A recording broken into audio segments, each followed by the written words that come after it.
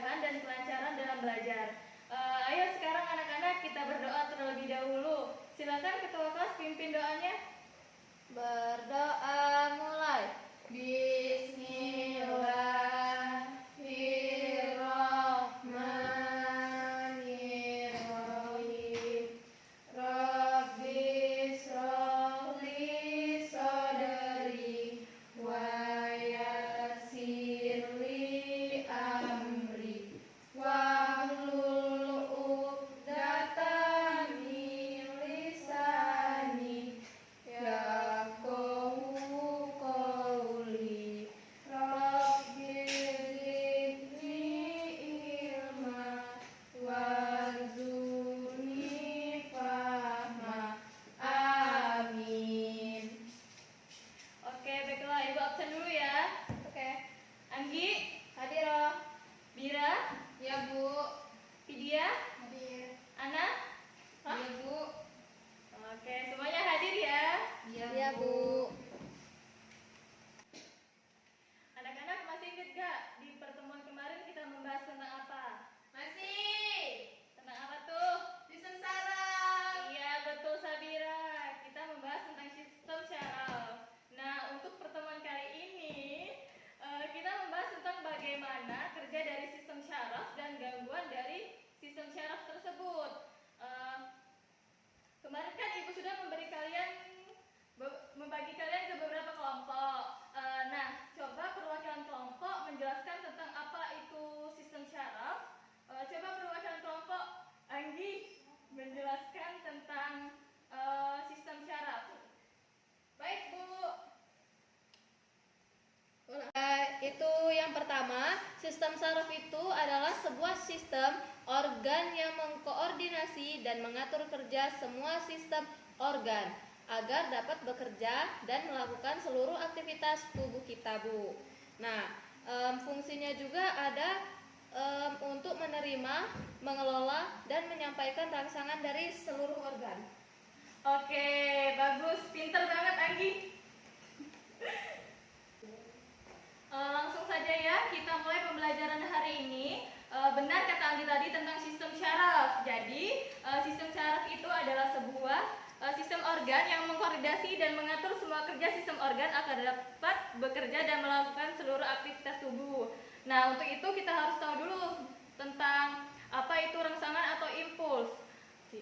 Rangsangan atau impuls adalah pesan yang diterima oleh reseptor atau tubuh dari lingkungan luar, kemudian dibawa oleh neuron yang menjalari selaput saraf. Contoh impuls antara lain perubahan suhu, tekanan, bau, aroma, suara, benda, dan berbagai rasa lainnya seperti asin, manis, dan pahit. Impuls yang diterima oleh reseptor dan disampaikan ke efektor kemudian dapat menyebabkan terjadinya gerakan. Kalian tahu nggak sih sebenarnya proses kita bergerak itu sebenarnya melibatkan sistem syaraf. Nah, gerakan ini tuh dibedakan menjadi dua macam. Ada yang tahu nggak? Tahu. Apa tuh? Gerak sadar, Bu. Oke. Jadi gerak sadar adalah gerak yang terjadi akibat disengaja atau disadari. Contohnya gerakan memegang buku saat ingin belajar atau ketika mengambil pensil. Atau saat Anggi memegang kunci Anggi. Iya, Bu. Oke. Kemudian ada gerak apa lagi Anggi selain gerak sadar? Ada gerak refleks, Bu. Oke, gerak refleks adalah gerak yang tidak sengaja atau tidak disadari. Penjalaran dan gerak refleks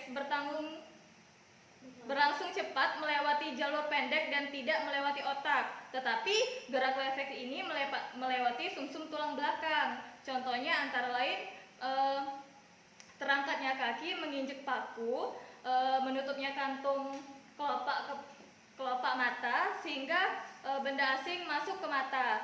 Ada yang tahu nggak contoh lain selain gerak sadar dan gerak refleks? Enggak, Bu. Contoh lainnya yaitu gerakan tangan saat memegang benda yang panas.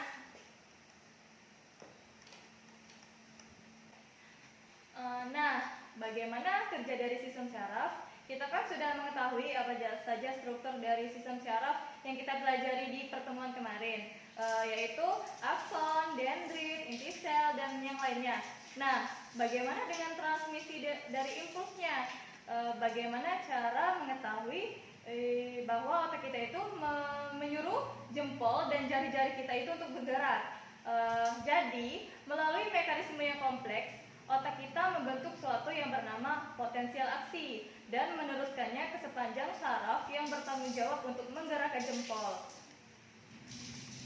Terdapat sistem syaraf diantaranya satu, sel saraf dengan sel saraf berikutnya. Ada celah yang bernama sinaps. Jadi, potensial aksi yang merupakan si listrik akan diterima oleh dendrit ke saraf pertama, diteruskan melalui tubuhnya dan mencapai akson. Di beberapa neuron atau sel saraf pertama, ada sesuatu yang bernama neuron transmitter, yaitu suatu zat kimia yang berperan dalam konduksi listrik dan satu sel saraf dengan sel saraf berikutnya. Neuron transmitter akan dilepaskan ke sinaps dan menghasilkan suatu potensial aksi dari sel saraf kedua, sehingga listrik tersebut akan dioper dari sel saraf satu ke sel saraf berikutnya, sampai akhirnya sel saraf terakhir menyampaikan si listrik ke otot yang bertanggung jawab dalam menggerakkan si jempol tersebut, sehingga jempol kita pun akan bergerak. Selanjutnya kita akan membahas tentang penyakit atau gangguan yang ada pada sistem syaraf. Jadi, penyakit syaraf adalah gangguan atau kelainan atau kerusakan yang terjadi pada sistem syaraf manusia, sehingga mempengaruhi fungsinya. Gejala umum penyakit syaraf ini yaitu sakit kepala yang muncul mendadak dan terus-menerus, sakit kepala yang berubah atau terasa berbeda dengan jenis sakit kepala umumnya, mati rasa atau kesemutan. Nah, anak-anak pernah nggak merasa kesemutan? Sering, Bu. Mungkin itu salah satu gejala dari gangguan dari sistem syaraf. Kemudian ada pusing, kelemahan atau kehilangan kekuatan otot, kehilangan penglihatan atau penglihatan ganda, gangguan kemampuan mental, kurangnya koordinasi tubuh, dan otot kita tuh merasa kaku, serta tremor. Faktor resiko penyakit syaraf ini memiliki faktor resiko yang berbeda. Namun, beberapa faktor yang dapat meningkatkan resiko seseorang terkena kelainan pada sistem syaraf, yaitu pada usia lanjut, karena efek penuaan serta sistem syaraf terutama pada kelainan degeneratif seperti penyakit Alzheimer, Parkinson, dan lainnya. Kemudian, riwayat penyakit syaraf dalam keluarga. Pola makan yang buruk yang berisiko menyebabkan kekurangan nutrisi, konsumsi alkohol, kebiasaan merokok. Anggi suka merokok nggak? Enggak, Bu. Oke, bagus Anggi. Kelebihan berat badan dan obesitas. Selanjutnya ada konsumsi obat-obatan pula. Nah, selanjutnya apa saja jenis-jenis dari penyakit sistem syaraf ini? Ternyata ada lebih dari 600 penyakit sistem syaraf yang bisa terjadi. Dari jumlah tersebut, beberapa penyakit yang umum diantaranya yaitu stroke. Nah, stroke ini adalah kondisi yang terjadi ketika suplai darah ke bagian otak terganggu atau berkurang, sehingga jaringan otak tidak mendapatkan oksigen dan nutrisi yang cukup. Kondisi ini juga menyebabkan sel-sel otak mulai mati dalam beberapa menit. Selanjutnya ada penyakit epilepsi. Nah, epilepsi ini kondisi yang ditandai dengan kejang yang berulang atau kambuh. Kondisi ini dapat terjadi karena adanya gangguan aktivitas listrik di otak. Kemudian ada penyakit meningitis. Nah, meningitis ini adalah salah satu penyakit infeksi yang mempengaruhi selaput di sekitar otak dan tulang belakang. Penyakit ini bisa disebabkan oleh virus dan bakteri.